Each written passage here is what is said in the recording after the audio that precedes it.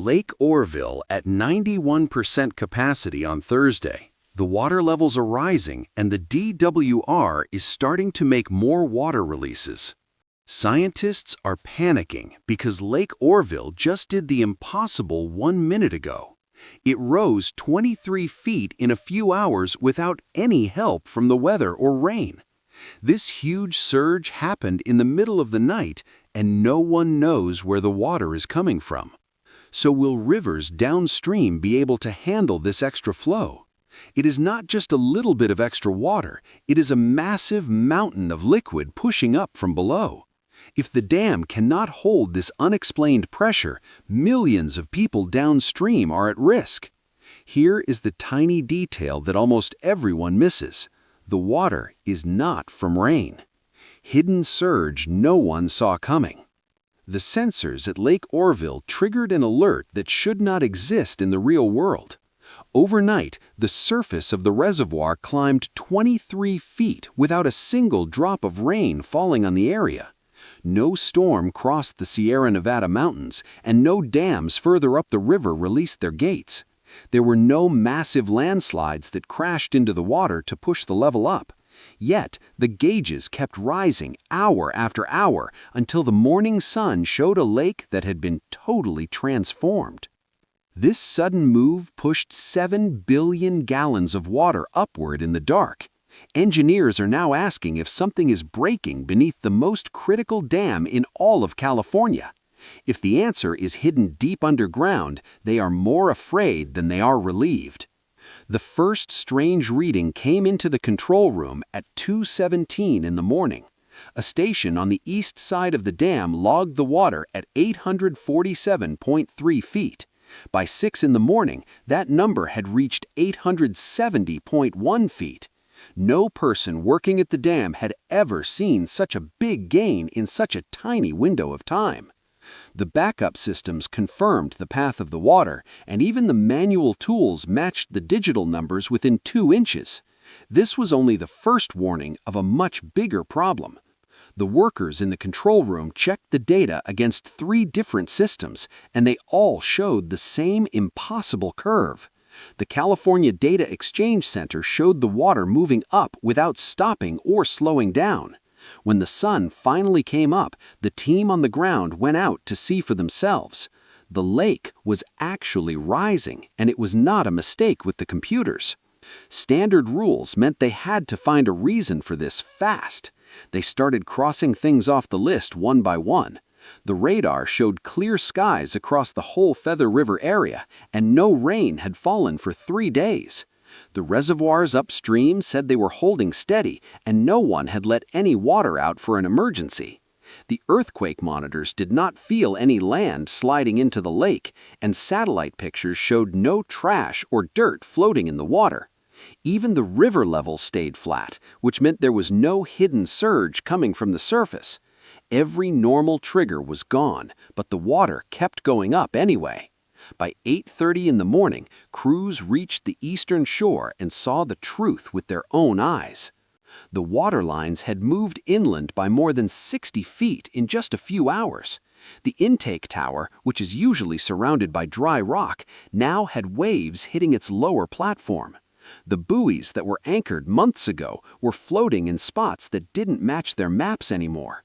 Pieces of wood were sitting on benches that should have been 10 feet above the water. A supervisor wrote down a single note that would start a massive emergency. He said the shoreline had moved, and it was not a computer error. Lake Oroville is not just a normal lake. It is the main part of the State Water Project, which is the biggest public water system in the entire world. The reservoir can hold 3.5 million acre-feet of water, and it feeds pipes that go from the Sacramento Valley all the way to the border of Mexico. More than 27 million people count on the water that goes through these gates. What happens at this lake affects everyone in the state. Farms across the Central Valley get their water based on how high the lake is. The power plants inside the dam make enough electricity to help 800,000 people.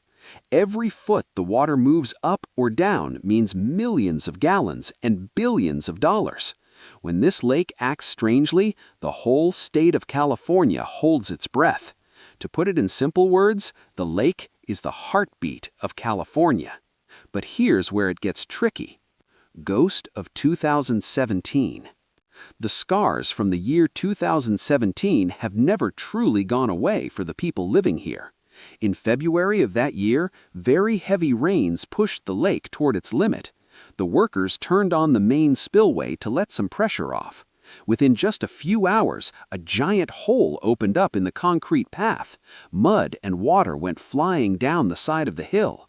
The engineers had to switch to the emergency spillway, which was just a dirt hill that had never been used before. That dirt path started washing away in minutes, and the water started eating back toward the dam itself. The leaders told 188,000 people they had to leave their homes right away. This was the biggest leaving homes for a dam in the history of the country. People had to run away with only what they could carry in their arms. The danger only stopped after they let a lot of water out and did some fast repairs. But the fear stayed in everyone's hearts and minds. For the towns along the Feather River, any weird news at the dam makes people scared immediately. Seeing the water rise and hearing the sirens brings back memories of running away in the middle of the night. These are not just stories, they are things people actually lived through. When the gauges started climbing this time without any reason, those old fears came back faster than any official news could stop them.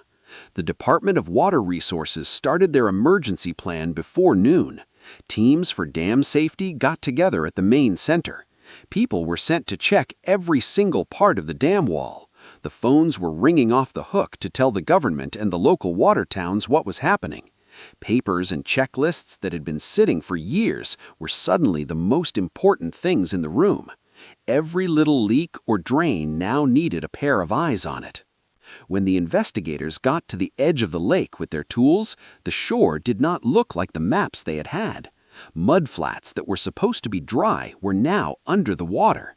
Roads that people used during the dry times just ended at the new water line.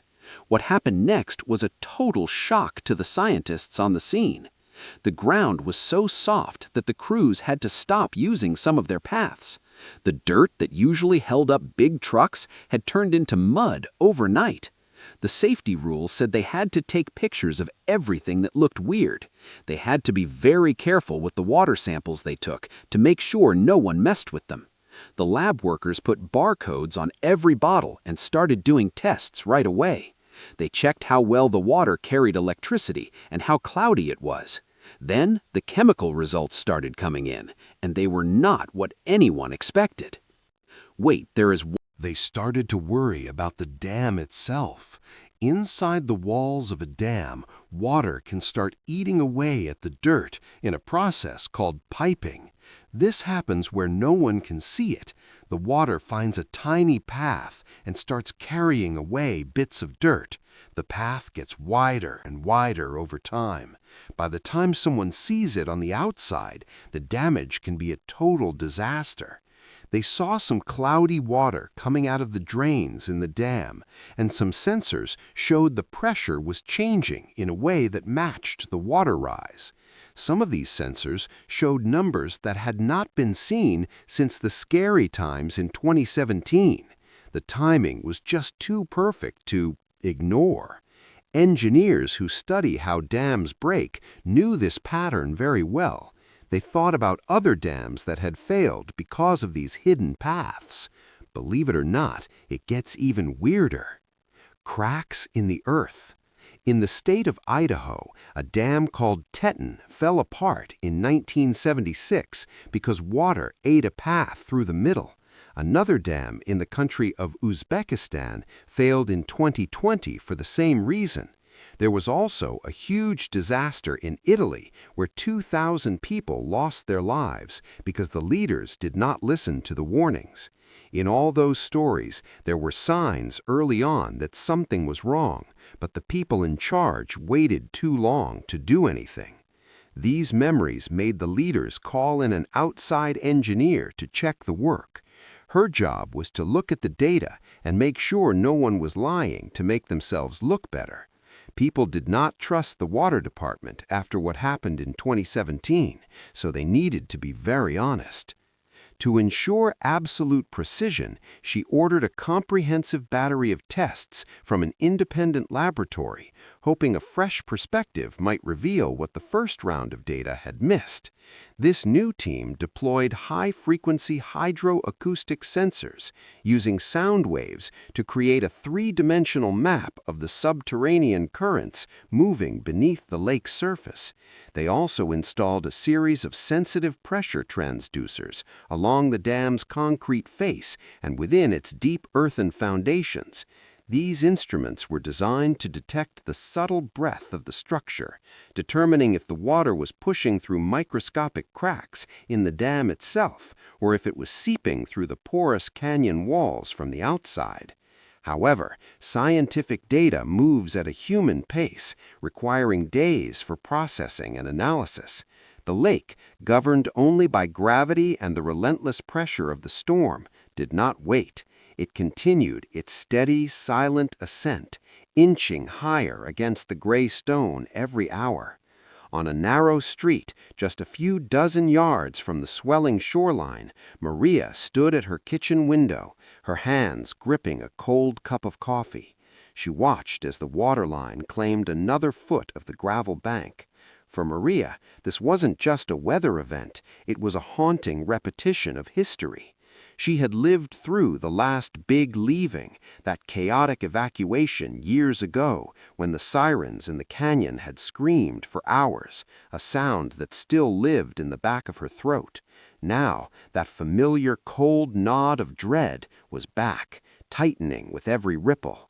Her neighbor's wooden dock, once a place for summer barbecues, was already submerged, its railing barely visible above the churning surface. The primary access road leading to the local marina was no longer a road at all. It was a slurry of thick gray mud and debris, effectively cutting off the lower neighborhood from the main highway. When she called the emergency management line, the voice on the other end was polite but detached. They told her they were monitoring the situation and that no official orders had been issued yet. Maria hung up, looking at her grandchildren playing on the rug. She told her family they were not going to wait for a government siren this time. She began methodically packing family photo albums, birth certificates, and heirlooms into plastic waterproof bins. Her trust in the local leadership had eroded long ago, washed away by previous broken promises of safety.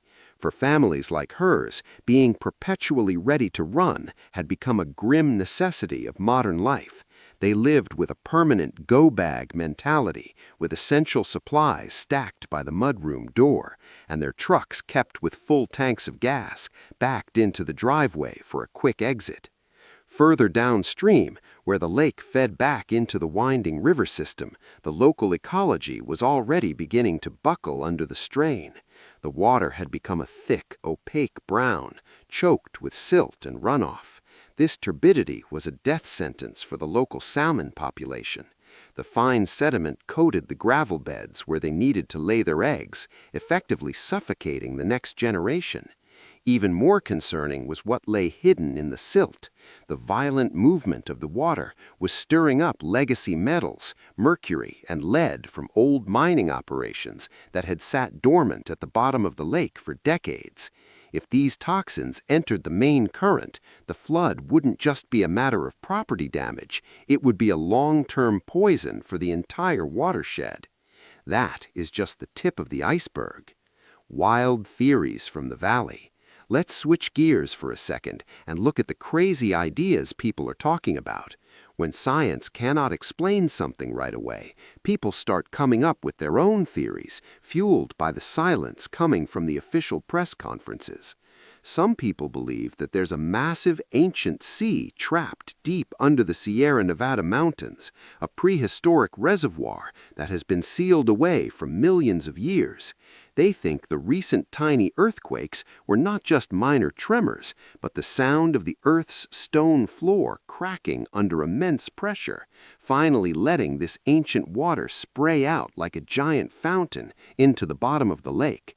This would explain why the water is suddenly full of weird minerals and lithium that don't match the historical records of the watershed.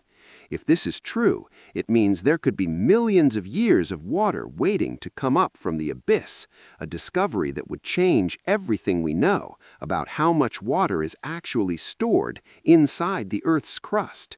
Other people have an even wilder theory that points the finger at human interference rather than nature.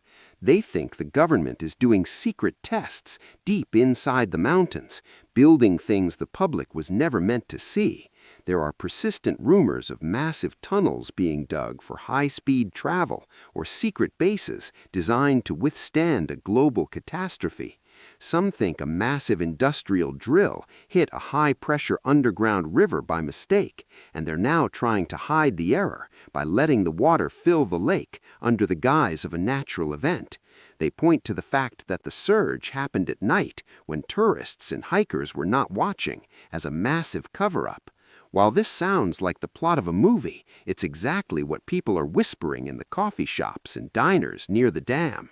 They don't trust the official news, and they want to know why unmarked military vehicles have been seen patrolling the eastern arm of the lake, where the water seems the most turbulent.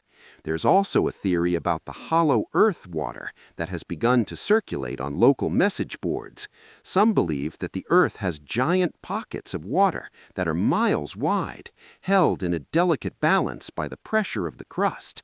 They think the weight of the dam itself, which holds back billions of tons of water, finally caused the ground beneath the canyon to snap like a brittle twig.